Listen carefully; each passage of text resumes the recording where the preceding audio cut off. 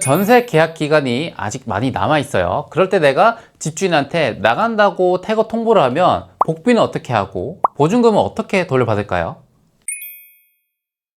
지금 전월세로 거주하고 계신 분들이나 아니면 세를 주고 있는 집주인분들이 주목을 하셔야 되는데, 요즘 어떤 경우가 많냐면 내 집 마련을 하려고 보니 지금 전셋집 계약 만기가 아직 남아있어요. 일반적으로는 전세자금 대출을 받고 그 집에 살고 있단 말이에요. 그래서 전세자금 대출 때문에 주택담보대출이 안 나오는 경우가 있어서 상한 조건으로 많이 한단 말이에요. 그러려면 내 집이 빠져야 돼요. 그런데 문제는 뭐냐면 내가 계약기간을 채우고 나오면 괜찮은데 아직 계약기간이 한참 남은 상태에서 내 집 마련을 좀 하고자 한다 하시는 분들은 좀 난처한 사항이 많이 있을 거예요. 그럴 경우에는 어떻게 진행되는지에 대해서 말씀을 드릴게요. 자, 지금이 26년도 2월이죠. 26년 2월에 계약을 했다 칩시다. 그럼 보통 2년을 계약하니까 28년 2월에 만기가 다가와요. 요즘은 웬만하면 4년은 꼭 채우죠. 왜냐면 계약갱신권 때문에 보통은 4년까지는 채우는데, 이럴 경우에 신규 계약을 26년 2월에 했어요. 그러고 나서 28년 2월에 연장을 해야 되는데, 여러분들 연장에도 총 3가지 방법이 있는 거 모르셨죠? 첫 번째로 이 재계약 같은 경우는 그냥 계약서를 아예 새롭게 쓰는 거예요. 이때부터 살다가 2년 뒤에 이 시점에 계약을 새롭게 하기 때문에 그 효력이 2년 동안 그대로 들어가게 되는 거예요.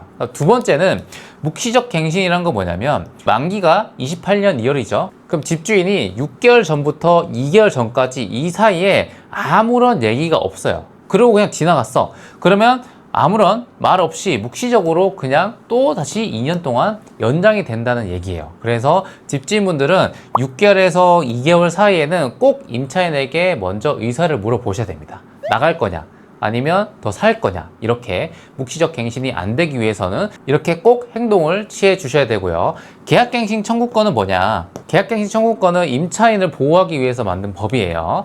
내가 4억의 전세가 들어가 있었는데 2년 뒤에는 주변 시세가 6억이 됐어.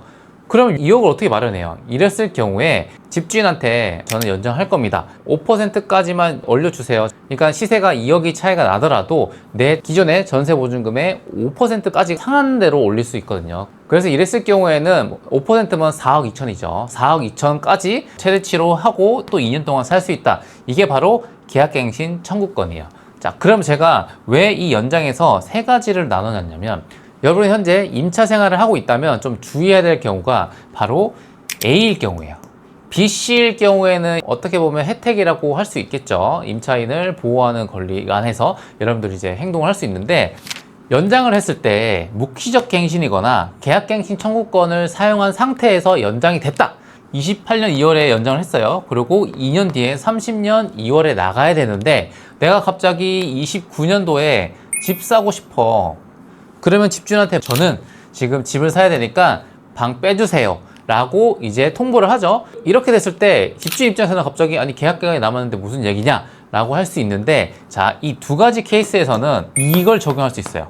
자, 내가 통보를 한 날부터 3개월 이후에 나는 나갈 수가 있어요. 3개월 전까지는 안 되고요. 자, 오늘이 29년 2월이에요. 그래서 집주인한테 저 집 사야 돼서 좀 나갈게요. 보증금 돌려주세요.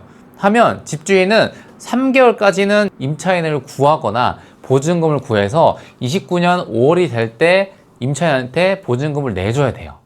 되게 이상하죠. 3개월이라는 시간에 새로운 세입자를 무조건 구해야 된다 이 말이죠. 그렇게 됐을 때 그럼 세입자에 대한 복비는 어떻게 되냐? 이것도 임대인이 부담을 하는 게 원칙입니다.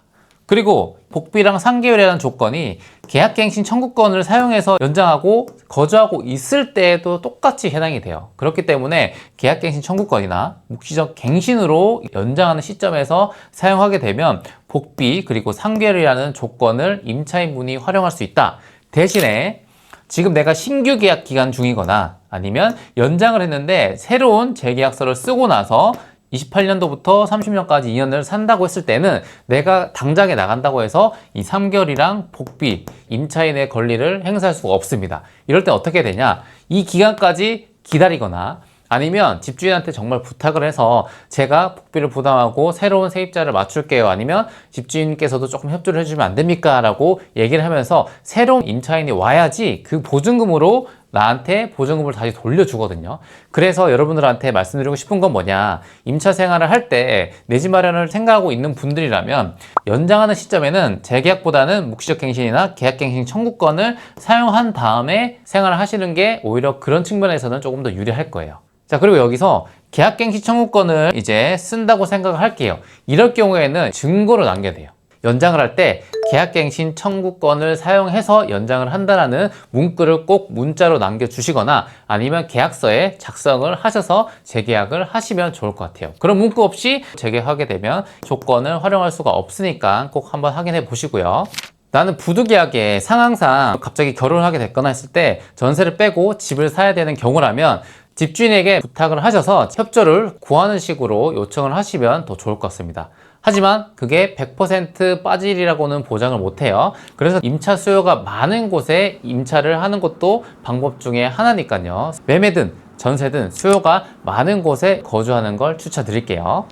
지금 제 수강생 중에서도 이사를 해야 되는데 이 타이밍이 안 맞아서 잔금 날짜랑 전세 빼는 날짜랑 좀 안 맞아서 보관 이사를 하고 또 이사를 2번 해야 되는 케이스가 발생을 하고 있거든요. 이런 경우가 생각보다 많기 때문에 만기 날짜 그리고 내가 계약하는 형태에 따라서 활용할 수 있는 부분이 좀 다르기 때문에 이 부분 꼭 숙지하셨다가 여러분 내 집 마련을 할 때 도움이 되셨으면 좋겠습니다.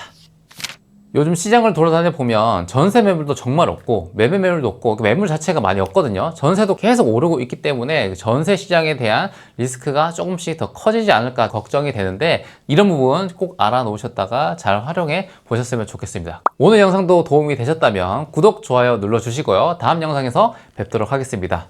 안녕.